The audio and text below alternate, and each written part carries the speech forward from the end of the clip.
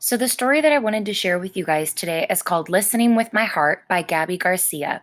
And it's a story about a little girl, Esperanza, who tries to find other ways to show kindness towards others and really just listening with her heart about trying to do kind acts for other people, and also trying to do things where it's going to lift another person's spirits, making them feel good about themselves.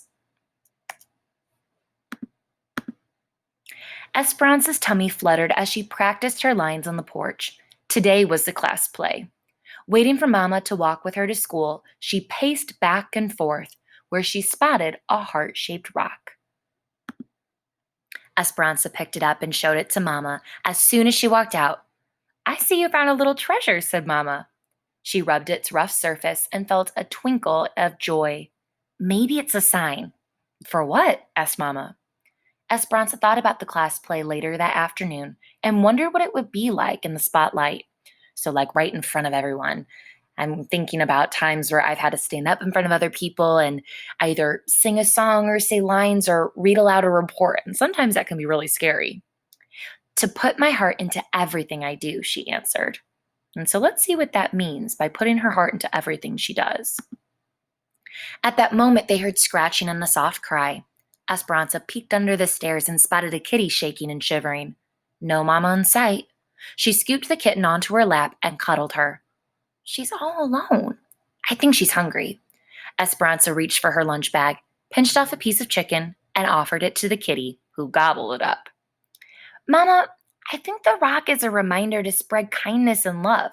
That's what we do when we listen with our hearts. I think you're on to something, said Mama. Can we keep Cleopatra, please? Cleopatra. Now, that's kind of a silly joke that the author's putting in here because Cleopatra was an Egyptian queen. So here, instead of Patra, it's Ketra because it's a little cat. Can we please keep Cleopatra, please? Asked Esperanza, who'd already named the kitty. Queens are always welcome at our house, said Mama. If she's still here after school, we'll take her in. So this is one act of kindness that Esperanza has already done, looking out for a little animal that doesn't have anything else to take care of it. At school, Esperanza was more focused on the play than on math or reading. Clutching her script during recess, she noticed Bao sitting alone on a bench. He was new in school this week and didn't speak any English. She wondered if he felt lonely or scared. Esperanza found a soccer ball and kicked it over to him. A smile spread across Bao's face. He stood, popped the ball in the air, and then bounced it between his knee and head a few times. Dude's got moves, thought Esperanza. They spent the rest of recess giggling and making up hand signals. So making a new friend, especially one that it seems like this little boy might not fit in with others just yet or doesn't really know how to make friends at this new school. So this is another act of kindness where she's listening with her heart about another nice, kind thing to do for someone. Afterwards, Esperanza borrowed Mrs. Owen's English Vietnamese dictionary. She wrote friend in Vietnamese, drew a picture of Bao and her, and then placed it on his desk. Esperanza rubbed the rock in her pocket. Listening with her heart made her feel peaceful inside. So it makes you feel good when you do nice things for others. Finally, it was time for the performance. It was too late for Bao to be in the play, but he stood at Miss Owen's side as a stagehand. You see him there in the background by the teacher. Excitement bubbled as Esperanza awaited her cue. Esperanza walked on stage, tripped as she was about to say her first line, and splattered across the stage. When she got up, Esperanza forgot her lines, so Miss Owen whispered them to her from backstage. Heat rushed through Esperanza's body as all eyes were glued to her. She wished she could disappear. I ruined the play, Esperanza thought, rushing off stage as soon as she'd finished her part. I messed up in front of everyone. She tucked herself in behind some props so no one would see her. Esperanza noticed her body shaking and her face still burning. She took a deep breath, and tears streamed down her face. Esperanza dug out the rock in her pocket. It was cracked and lopsided, just how she felt. Esperanza touched her hand to her heart and felt the disappointment. A few minutes later, Bao walked over and handed Esperanza a drawing of her with the word friend written above it. Esperanza nodded. She realized she hadn't been treating herself like a friend.